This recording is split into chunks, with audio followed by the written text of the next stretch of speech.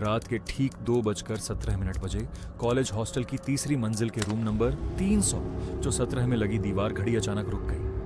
न कोई बिजली गई थी, न ही घड़ी खराब थी, लेकिन उसी पल एक लड़की की चीख हॉस्टल की दीवारों से टकराकर गायब हो गई। अजीब बात यह थी कि उस चीख को सुनकर किसी लड़के का दिल नहीं धड़का। नीचे वाले लड़कों के हॉस्टल में कोई नहीं जागा, कोई दरवाजा नहीं खुला। डर उस रात भी सिर्फ लड़कियों तक सीमित रहा। कॉलेज जो बाहर से बिल्कुल नॉर्मल था, ये कहानी है Shivanshi institute of science and humanities की। मध्य भारत के एक छोटे से शहर में बना पुराना लेकिन नामी कॉलेज।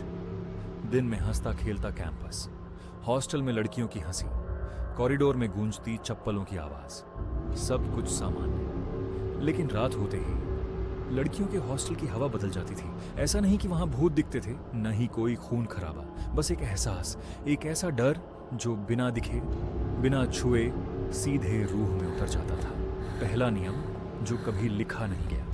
नई लड़कियां जब हॉस्टल में आती, सीनियर्स बस एक बात कहती, रात 12 के बाद तीसरी मंजिल पर अकेले मत जाना। क्यों?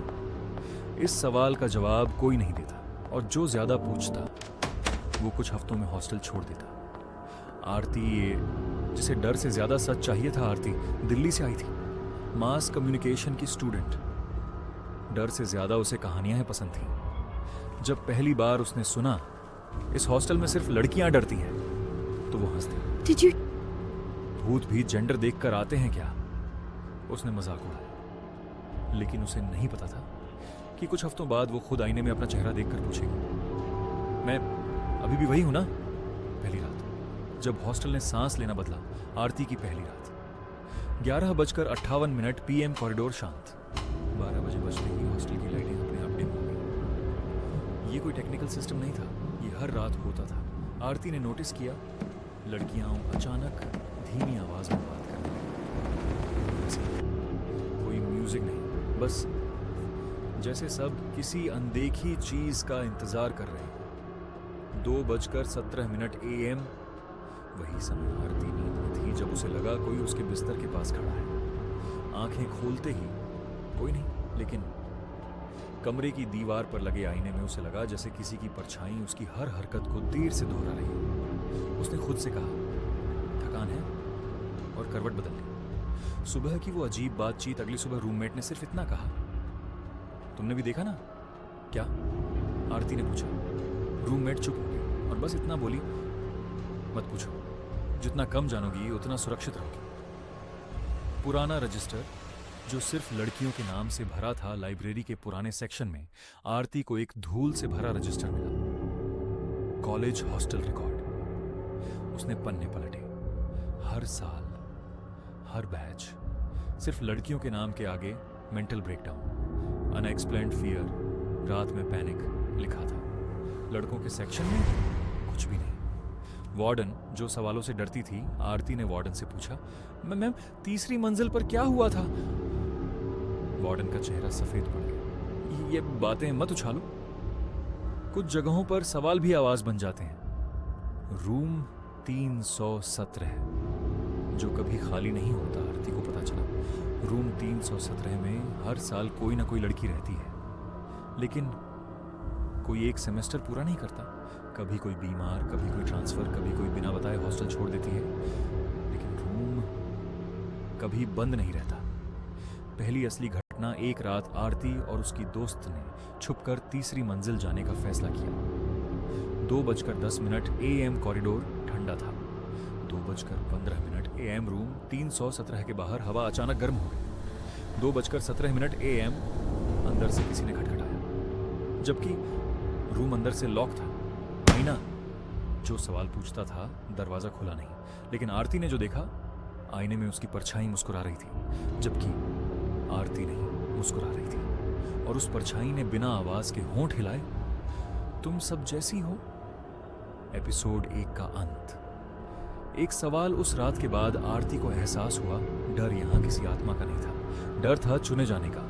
लेकिन सवाल ये है, खूनी संडे को सब्सक्राइब करो। यहाँ रात के 2:17 बजे के बाद आरती ने एक बात नोटिस की, अब डर रात में नहीं आता था, डर दिन में रहने लगा था। कॉलेज के लॉन में बैठे बैठे उसे अचानक लगता जैसे कोई उसे देख रहा है, लेकिन जब वो मुड़ती सब नॉर्मल, लोग हंस रहे हैं, लड़कियां बातें कर रही हैं, क्लास चल रही है, फिर भी कुछ गलत था। आईना अब सिर्फ आईना नहीं रहा था। आरती को सबसे ज्यादा परेशानी अपने ही चेहरे से होने लगी। आईने में देखने पर वो खुद को पहचान तो लेती थी, लेकिन भरोसा नहीं कर पाती थी। कभी कभी उसका रिफ्लेक्शन आंखें ज्यादा देर तक खुली रखता, कभी हल्की सी मुस्कान जो उसने दी ही नहीं, वो खुद से कहती ये दिमाग का खेल है।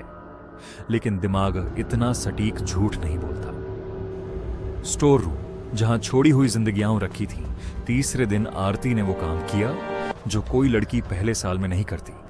वो हॉस्टल के पीछे बने पुराने स्टोर रूम में गई, वो जगह जहां टूटे पलंग, फटे गद्दे और छोड़ी गई चीजें पड़ी थी, लेकिन असल में वहां छोड़े गए लोग थे। पहला नाम जो मिटाया नहीं जा सका। एक धूल भरे बॉक्स में उसे एक रजिस्टर मिला, कवर फटा हुआ, पन्ने पीले, ऊपर लिखा था हॉस्टल रिकॉर्ड विशेष। पहले पन्ने पर एक नाम बार बार लिखा था, क्रॉस काटा गया, क्रॉस फिर लिखा गया, क्रॉस फिर काटा गया। नाम था अनामिका मिश्रा बैच, 2008 रूम 317। आरती का दिल तेज धड़कने लगा, क्योंकि ये वही कमरा था। अनामिका जो सवाल पूछती थी, ये अनामिका की फाइल बाकियों से अलग थी। उसके बारे में लिखा था extremely observant, questions authority, shows science of hyper self awareness. नीचे किसी ने पेंसिल से लिखा था शी नोटिसेस टू मच। आरती ने फाइल बंद कर दी, हाथ कांप रहे थे, क्योंकि यह लाइन उस खुद पर लागू लग रही थी। पहली शिकायत जिसे मजाक समझ गया, अनामिका की पहली शिकायत हॉस्टल में दर्द हुई थी। रात को मेरा आईना मेरी नकल ठीक से नहीं करता। स्टाफ ने लिखा stress, over thinking, typical girl issues. Aarti ने वो लाइन पढ़कर हंसने की कोशिश की, लेकिन हंसी नहीं आई। डायरी जो सच छुपा रही थी, फाइल में एक डायरी का पन्ना स्टेपल किया हुआ था। उस पर लिखा था 2:17 AM। आईना मुझसे पहले हिलता है, जैसे वो तय कर रहा हो कि मैं अगला कदम क्या लूं। आरती की उंगलियां ठंडी पड़ गई, क्योंकि कल रात उसके साथ भी यही हुआ था। वो रात जब अनामिका ने आईने से बात की, डायरी का अगला हिस्सा और डरावना था। मैंने उससे पूछा तुम कौन हो? उसने जवाब नहीं दिया, लेकिन मुझे लगा जैसे वो सोच रहा हो तुम कौन हो। आईना क्यों चुना गया? आरती को समझ में आने लगा, आईना सिर्फ चेहरा नहीं दिखाता, वो पहचान। वो रात जब घड़ी रुकी, अनामिका की आखिरी एंट्री, आज 2:17 पर घड़ी रुकी, लेकिन अब वापस मेरे अंदर आई। उसी रात हॉस्टल रिकॉर्ड में लिखा है 2:17 अहम। घड़ी रुकी, लड़की चीखी, आईना टूटा, लेकिन लाश नहीं मिली। आईना बदला गया, लेकिन नियम नहीं। कॉलेज ने नया आईना लगवाया, लेकिन अजीब बात, हर नया आईना उसी तरह बर्ताव करता, जैसे वो जगह आईना नहीं, कुछ और चाहती हो। आरती में बदलाव। अब आरती पहले से ज्यादा चुप थी, आईने से नजर चुराती थी और कभी कभी खुद को तीसरे व्यक्ति की तरह देखती थी। उसकी रूममेट ने कहा तुम बोलती कम हो गई हो। आरती ने जवाब दिया शायद मैं सुन ज्यादा रही हूं, लेकिन वो जानती थी ये उसकी आवाज नहीं थी। लड़कियां ही क्यों? पहली परत आरती ने एक रिटायर्ड प्रोफेसर से बात की। उन्होंने कहा लड़कियां खुद को देखने की आदी होती हैं, आईना, तुलना, पहचान, ये सब। फिर वो रुके और बोले और जो खुद को बहुत ज्यादा देखता है वो 2 हिस्सों में बंट सकता है। रूम 317 एक कमरा नहीं, अब सच साफ हो रहा था।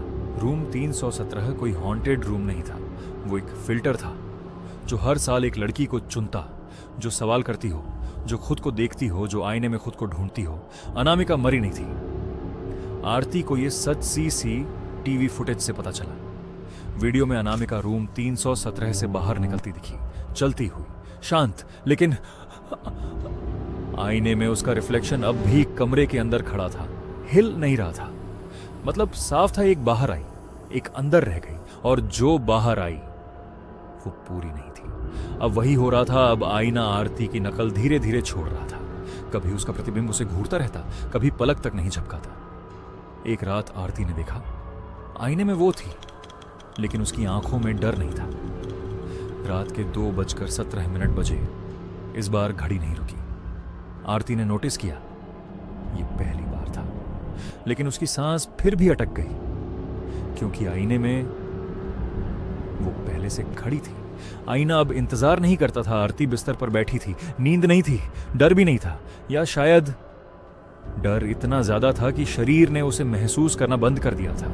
आईने में उसका प्रतिबिंब बिल्कुल सीधा खड़ा था, पीठ सीधी, कंधे पीछे, चेहरा शांत, जैसे वो डरता ही नहीं। आरती ने धीरे से पूछा, तुम कब से खड़ी हो? आईने ने होंठ हिलाए, लेकिन आवाज नहीं आई। फिर बहुत हल्की मुस्कान, वही मुस्कान जो आरती कभी आईने में नहीं देखती थी। उस पल आरती को एक बात साफ समझ आ गई, आईना अब उसकी नकल नहीं कर रहा था, वो उसे रिप्लेस करने की तैयारी कर रहा था। पहली लड़की जिससे किसी ने बात नहीं की, आरती ने तय किया, अगर उसे ये समझना है तो उसे शुरुआत तक जाना होगा। अनामिका नहीं, उससे भी पहले। कॉलेज के रिकॉर्ड में एक नाम था जिस पर कोई फाइल नहीं थी, बस एक लाइन, सब्जेक्ट 0। नाम नहीं, बैच नहीं, रूम नहीं, सिर्फ तारीख 1989 और नोट मिरर इंस्टलेशन ईयर।